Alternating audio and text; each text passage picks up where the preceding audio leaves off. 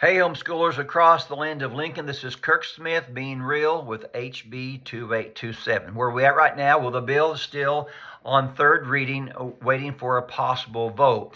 I say possible because they could call for a vote, but also with each passing week, this bill becomes increasingly unpopular, and there's more and more resistance coming out against this bill. And it's not just from homeschoolers. More and more legislators are using stronger and stronger language against this bill. Also, there are folks who don't even give a rip about homeschooling, but they're coming out against this bill too because they see it for what it is, a crude attempt at more government control over homeschooling. Actually, one county last week, the county board passed a resolution for the county against HB 2827. I haven't heard that done before. Maybe it has. I've not been aware of it. I thought that was interesting.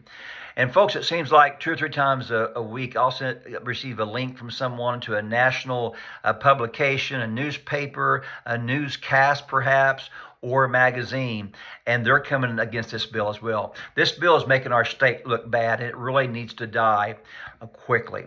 Now, there's all sorts of bullet points that we've put out, and because there's so many bad aspects to this bill, but one that just hit me recently, when I was in the committee hearing meeting, last one, the young lady from the CRHE side said she received many calls.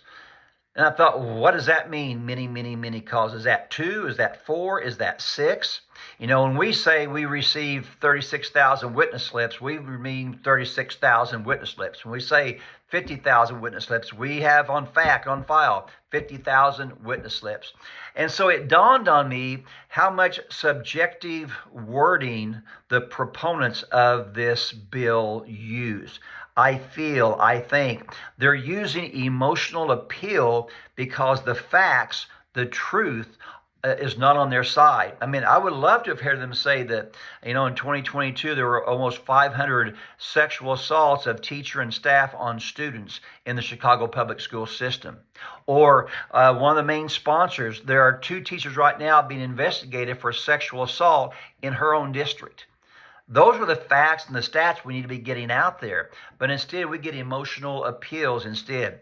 Our side, however, we use true statistics. We have folks who are experts in their field and follow certain prescribed patterns for their numbers and for their surveys. Unlike CRHE, the numbers they use are from articles they've cut out over the last 25 years or so.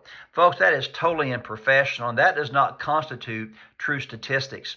Brian Ray, on the other hand, is an expert witness in court cases all across the world with homeschooling. His numbers are peer-reviewed by numerous people. You can trust his facts. And by the way, CRHE has not come out against any of his facts. They know they are facts. They know they are true statistics. And so they just choose to ignore them rather than embrace them. What kind of statistics? What kind of facts? Well, first of all, Brian Ray found out that we score in the 7th percentile in academic scores here in Illinois as homeschoolers, whereas not even half of the public school kids are proficient in these same subjects. Also, he found out that as the numbers of homeschooling increase, the rates of incidence of abuse are going down. He also found out that homeschoolers are no more likely to abuse their kids than public school parents or private school parents. And so my question to the proponents of this bill, why don't you go after the public school kids, parents who are abusing their kids at least the same, if not a higher rate than homeschoolers? It makes no sense, and it really is very hypocritical. And so those are the statistics that we want to get out there, things that we know to be true, as well as our attendance, 7,000 people the day shut the Capitol down at Springfield. Those are things that we know for a fact. And so make sure we use good statistics, accurate statistics. We don't give out misinformation, as I've heard several things from the other side. I've heard one of the sponsors say continually there are 0 regulations for homeschoolers. That's a fallacy. We, on the law books, we have to teach the same subjects as the public school. We have to teach them the same grade level, have to do so in English. Now, I will say we don't have a lot of regulations, but you cannot say 0. That is just false, and that needs to be corrected. A second thing that dawned on me, and I really try to give people the benefit of the doubt. I really try to, because we all have our own convictions and our own worldviews.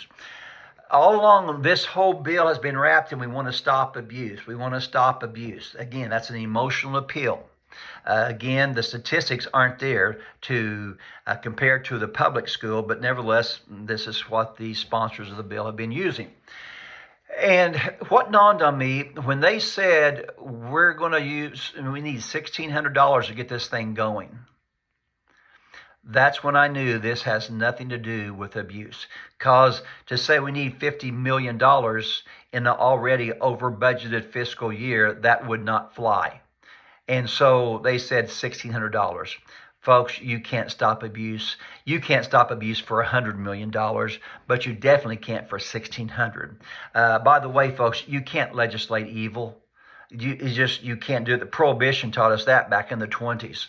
And while the motive might be noble, it's just not going to happen. So when they said $1,600, that told me this has zero to do with abuse. All this is about is control. That's it. A declaration form will not do anything to stop abuse. As I've said before, these kids that we've talked about, that the proponents have talked about, to my knowledge, every single one of them had been public school. The parents were public school parents. Then they got in trouble with DCFS. Then they homeschooled their kids. And unfortunately, DCFS, through the fact they're undermanned, understaffed, or undertrained, I don't know which it is, they let these kids drop through the cracks. And then all of a sudden, these public school parents who were caught by DCFS, and DCFS failed to keep records on them to the totality of the investigation, and now we blame homeschooling. That just lacks common sense. It just lacks on a lot of areas. So those are the two things just to kind of be thinking about, as we go forward with this bill. So we'll continue to monitor this bill. Again, there are different tactics that can be used. They have what they call a shell bill at times, when in the past, legislators, if their bills were unpopular, they might pass through a shell bill, which was basically a fake bill, and then they would gut and replace that bill with their language, with a new number and a new name, try to slide it through or try to ram it through whichever description you prefer. So we are watching this. I really don't think that will happen here, because this bill is already notorious, and I think it would just make people livid and make the legislatures look even worse here in the state. So continue to pray about this bill. Continue to stay a part of ICHE, HSLDA, ad hoc committee, wherever you get your information from. Make sure it's accurate. Folks, watch about lone soldiers going out there. I hear all sorts of things about constitutionality, and I don't know how accurate all of those things are, so let's be very, very careful. And as I wind up here, I want to give a quick personal invite to you from me to join us at our 2025 ICHE Annual Homeschooling Conference in Bourbonnais, Illinois, at Olivet Nazarene University. Folks, I just want to say this conference changed our lives. And as a former pastor, I've been to major conferences from the West Coast to the East Coast.